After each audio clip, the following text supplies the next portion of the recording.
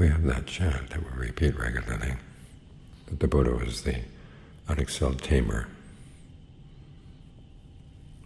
with a qualification of those fit to be tamed. Even he couldn't tame everybody, couldn't train everybody. He realized that there were his limitations. Here he had attained the ultimate awakening. But when he contemplated what would be involved in teaching other people, his first reaction was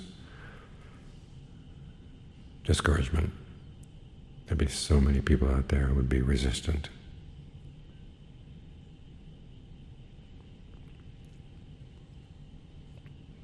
We had a case in Thailand recently.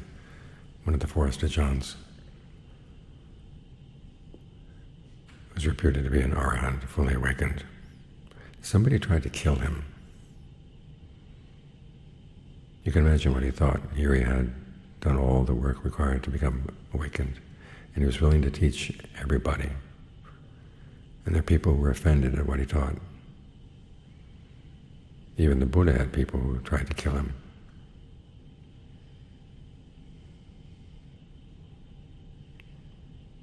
He realized that taming himself, he had to do battle with his own defilements, and taming other people would involve having to do battle with their defilements.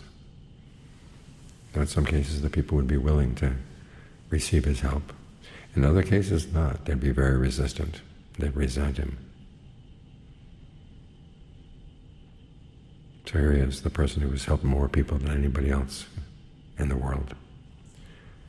And yet even he had to face limitations.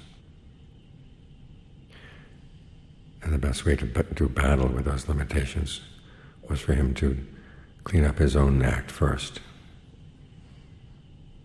The image he gives for helping other people is like two acrobats. One is standing on the shoulders of the other.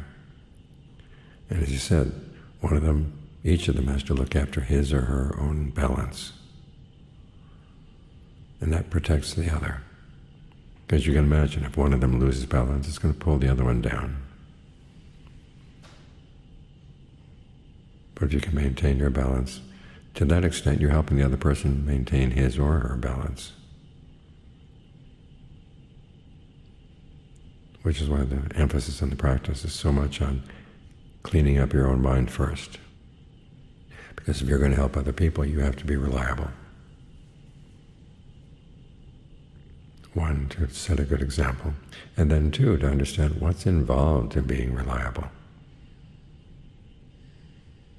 As the Buddha said, the mind is quick to change, so quick that there's no adequate analogy. Even the twinkling of an eye is too small. You can change direction 180 degrees very fast. You haven't trained your mind so that it's not going to be that way. You can't depend on yourself. Other people can't depend on you either. The other reason you have to straighten out yourself is that sometimes you tell yourself that you have good intentions, you have goodwill for all, but then you dig down a little bit deeper and you find there's something else. Something that goes in the opposite direction. And most of us don't like to see that. That we do have unskillful thoughts, unskillful emotions. And so we cover them up with what we think is skillful.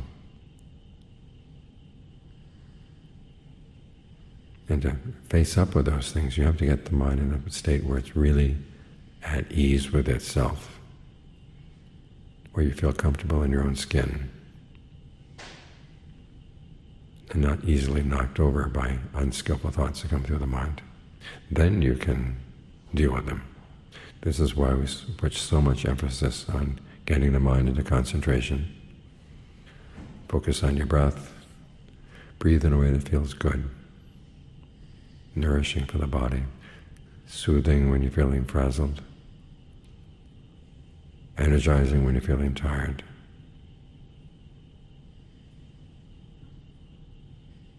Relaxing when you're feeling tense. Use the breath as medicine. And begin to realize that You do have good points inside, good potentials inside. This will be an important lesson for dealing with the unskillful things that come up. Because when something unskillful comes into the mind, it's so easy to say, well, my intentions are corrupt, I'm a bad person. But if you know that you have some good potentials you can fall back on, then you're not so easily knocked over. Work on that sense of well-being inside, and some confidence that you do have good potentials. It's just that you haven't fed them properly yet, so you learn how to feed them.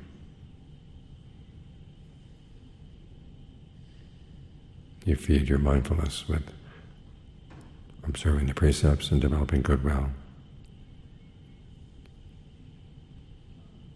You feed your discernment by noticing what's happening in the mind, sorting your thoughts out into two sorts, skillful and unskillful. The skillful ones come from thoughts of renunciation, thoughts of goodwill, compassion.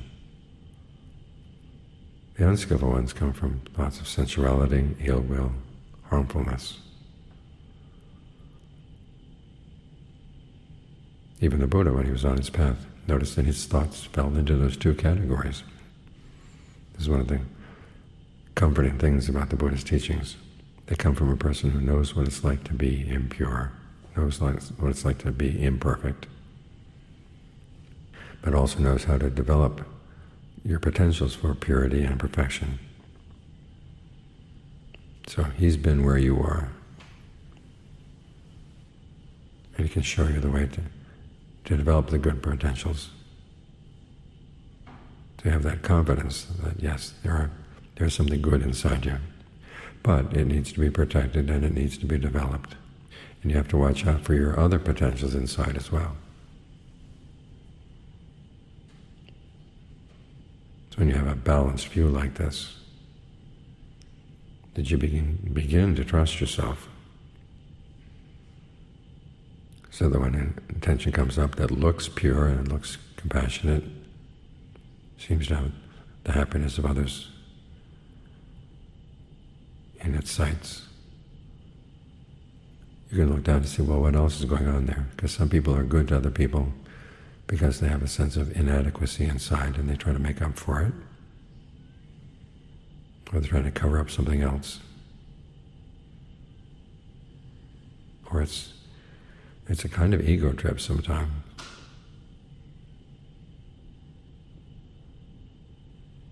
So you want to watch out for that, since your good intentions really are good.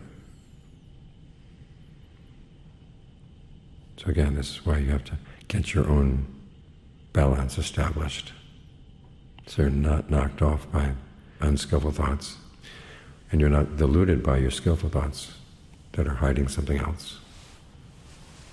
When you have a good sense of balance like this, then you can help other people find a sense of balance as well. Because it's going to be up to them to want to accept your help. And you have to provide a good example that convinces them that yes, you are a worthy person to learn from.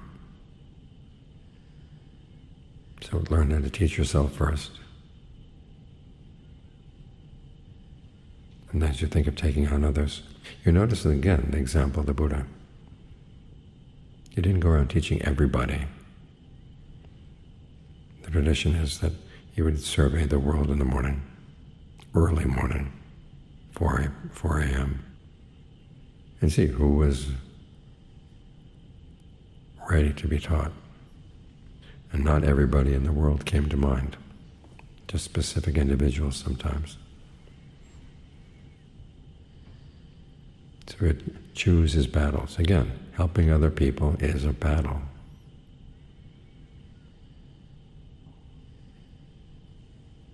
Because they have their reasons for being the way they are, the unskillful ways they are. And sometimes you can overcome their defilements, and sometimes you can't. Or put it another way, sometimes you can get them to want to overcome their defilements. Oftentimes you can't. A lot of people are perfectly satisfied with their view of the world, their view of themselves.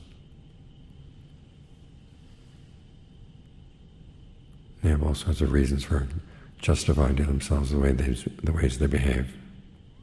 And it usually takes some insight into how they're suffering for them to be willing to change their ways. But look at yourself. If there were no sense that you're suffering, that there's something wrong, you wouldn't try to train yourself. You just stay as you are.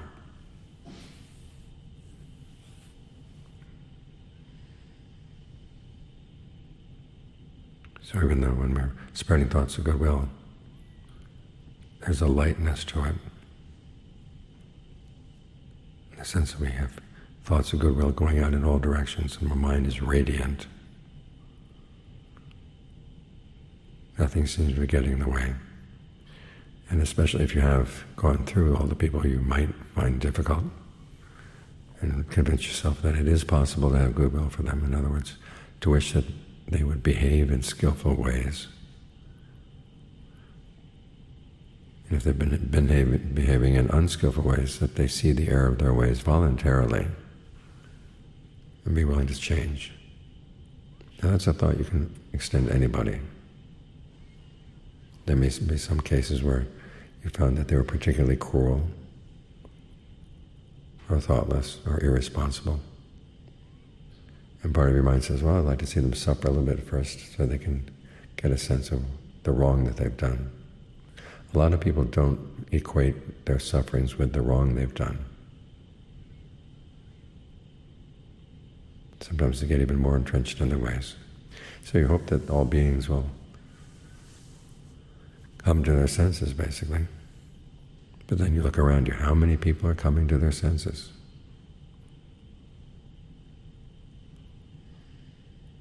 They've got their reasons for not doing that.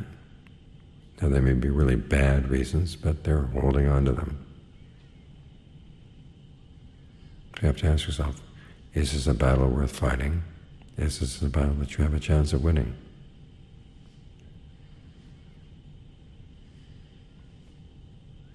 And if you can see the prospect of helping other people as being like a battle, you're prepared.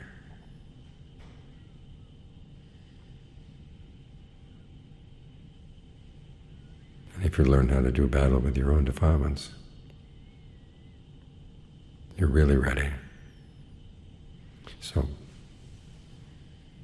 have some goodwill for yourself. It's one of the reasons why the chant on goodwill starts, may I be happy, i.e., may I understand the causes for true happiness, may I understand what's skillful and what's not skillful, and be willing to drop any unskillful behavior I've been doing. When you can have goodwill for yourself in that way, bringing some more light into the processes in the mind by which different emotions take over, as we discussed today, looking at the way you breathe, looking at the way you talk to yourself, looking at the images you hold in mind of what's going on. And if you see that any of those are unskillful, think of skillful alternatives. The breathing is important because really strong emotions have gotten into the body. They get to the hormones.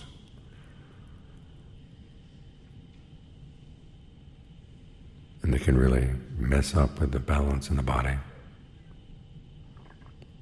And you need to work with the breath to restore balance. When you can bring some light into yourself, then you have some light to share with others. It's not the case that you have to be totally awakened before you help. Think of the Buddha in the many lifetimes leading up to his awakening. He was very generous, developed goodwill, very virtuous. In his generosity, he helped people in all kinds of ways, not just with material things, but with his discernment, with his forgiveness, with his knowledge, with his energy. But he knew how much to give and how much was too much to give. As the Buddha said, one of the principles of generosity is you learn your limitations. You don't give in a way that you harm yourself. And you certainly Don't give in ways that harm other people. Otherwise, you don't give them things that would induce them to do unskillful things.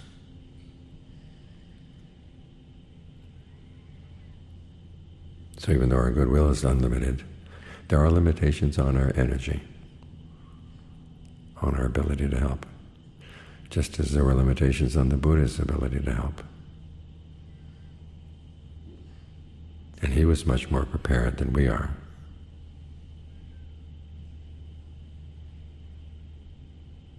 So start with goodwill for yourself, and as you show goodwill for yourself in the practice, you're learning how to maintain your balance. And that automatically has a good impact on the people around you. Now, the extent to which they will pick up on that impact, that's their choice. You work on what you can choose.